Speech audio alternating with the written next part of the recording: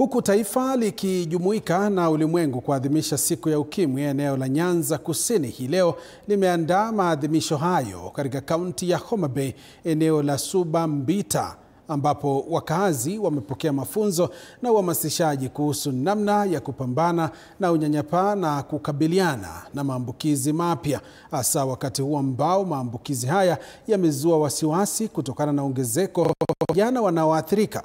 Kwa sasa, mtazamaji, tunaungana na mwanahabari wetu Kombo Alfayo atuarifu hali ilivyo kwa sasa katika eneo hilo la Homa Bay. Kombo?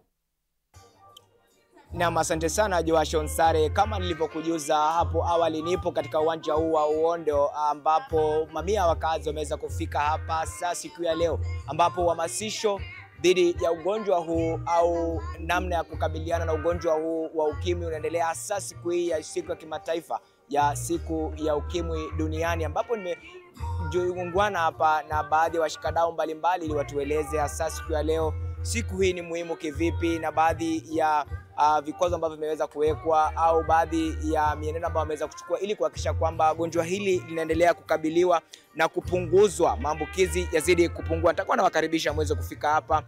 Pengine tueleze hasa siku ya leo Wakenya wanahamasishwa nini hasa katika eneo hili na kwa nini huku? Kwa majina naitwa Penina Adongo Mauda, nafanya na shirika la AIDS Healthcare Foundation hapa Kenya. Siku ya leo tumeungana na eneo dogo la ugatuzi la Homa Bay County kusherehekea siku ya wanaoishi na virusi duniani. Siku ya leo tunaungana na wao kuonyesha tuko pamoja kwa kupigana na vita dhidi ya ukimwi na unyanyapaa. Na pia siku ya leo tuna mambo mengi tunafanya hapa. Tunahamasisha wananchi kwa jumla jinsi ya kujikinga kutokana na virusi vya ukimwi. Pia leo tunapeana mpira za kondomu, tunapima virusi na kuangalia pia magonjwa mengine ya zinaa kwa sababu yanachangia kwa uambukizaji wa virusi. Na asante sana. Pia tuweze kupata mmoja kutoka afisi ya utasonga tu mbele. Je, takwimu zinaonesha vipi? Statistics ziko vipi hasa katika kaunti ya Homa Bay, kwa sababu ni miongoni mwa zile kaunti 5 bora ambazo zimeweza kuathirika, na ni kipi ambacho umeweza kufanya ili kuhakikisha kwamba idadi hii inaendelea kupungua wala haiongezeki miongoni mwa vijana ambao wanaendelea kukua? Asante sana. Naitwa Imelda Odie, the county PMTC focal person for Homa Bay County. Today we are celebrating World AIDS Day. Homa Bay County as a number of people with HIV living with HIV, 126,000 are living with HIV AIDS. The prevalence is at 10.6% and the MTCT rate is at 7.9. We are doing quite a number of interventions just to make sure that the HIV prevalence doesn't go up and also the new infections. We are advocating for PrEP use in MCH against the mothers who are giving birth to HIV-exposed children. We make sure that they're given PrEP and also condom use.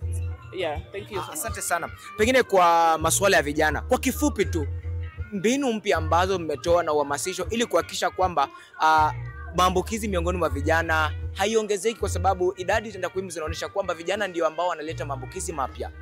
Yeah, thank you very much. The new incidence of infection still among the youth. So the things that have been brought on board include HIV testing and counseling. We are giving information, sensitization among the youth has been increased with support from both the government and the partners, basically HF Kenya. We are giving PrEP, and I'm glad to inform the public that we have new PrEP that is going to be introduced injectable from next year. And being that we have new patients among the youth, we're really encouraging them from the sensitization to come for injectable PrEP. And of course, the number one prevention remains use of condom and correct and consistent use of condom, which are also available at our facilities. Na asante sana Joashon Sare, kama ulivyoweza kusikia tu ndio baadhi ya mbinu ambazo zinatumika ili kuhakikisha kwamba maambukizi ya ukimwi miongoni mwa vijana yanaendelea kupungua bali sio kuongezeka. Kumbuka kwamba katika takwimu inaonyesha kwamba kaunti ya Homa Bay iko nambari 3 katika taifa la Kenya. Sina la ziada ila kurejesha uskani kwako studioni Joashon Sare kutoka kaunti ya Homa Bay. Langu jina ni Kombo Alfayo.